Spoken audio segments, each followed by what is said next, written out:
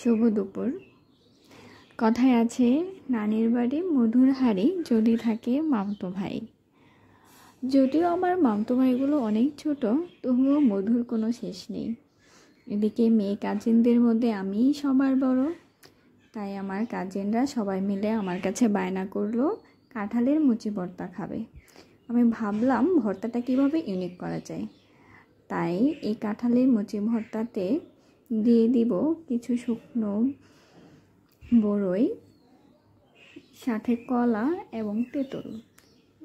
আপনারা সবাই সাথে থাকুন আমাদের ভর্তার রেসিপিটি দেখার জন্য। প্রথমে আমরা কাঁঠালের মুচিগুলোকে পানিতে ভিজিয়ে নিচ্ছি কষটা বের হয়ে যাওয়ার জন্য। তারপর এতে আমরা শুকনো বড়ইগুলো ভিজিয়ে নেব।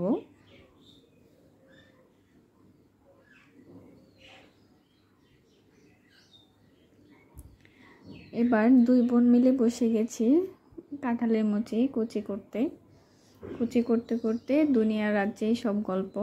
আর আমাদের মধ্যে একটা কম্পিটিশন চলতেছে, কে কার থেকে কত ভালো কুচি করতে পারে, চিকন করে কুচি করতে পারে। আসলে বোনরা একসাথে হলে নানান রকমের গল্পই হয়, কত সুখ দুঃখের গল্প।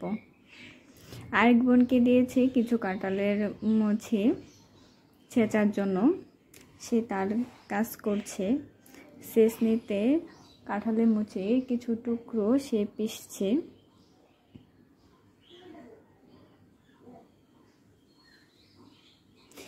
এদিকে মামি চলে গেছে শুকনো মরিচ পোড়ার জন্য। এই তো আমাদের সব উপাদান রেডি, শুকনো মরিচ, কাঁঠালের মুচি, বড়ই, কলা এবং তেঁতুল। এখন আমি সবগুলোকে সুন্দরভাবে মিক্সড করে নেব।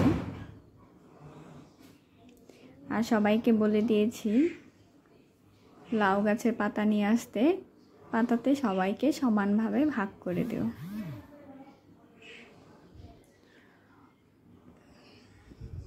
মিক্সড করার সময় আমার মনে হচ্ছিল শুকনো শুকনো লাগছে, স্পাইসি হচ্ছে না, তাই আমি সাথে দিয়ে দেব কিছু চিনি। বোনকে বললাম চিনি নিয়ে আসার জন্য।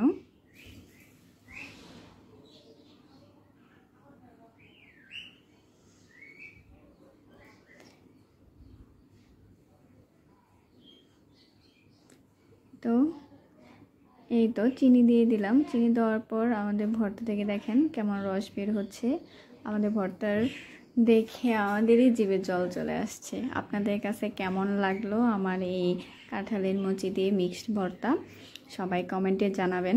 ভালো লাগলে সাবস্ক্রাইব এবং লাইক দিয়ে পাশে থাকবেন নতুন নতুন ভর্তার আইডিয়া পাওয়ার জন্য। এই আমাদের ভর্তা রেডি, এখন আমরা সবাই ভর্তা খাবো। আপনাদেরকে সাথে থাকার জন্য অনেক অনেক অনেক ধন্যবাদ। ভালো থাকবেন। আল্লাহ হাফিজ।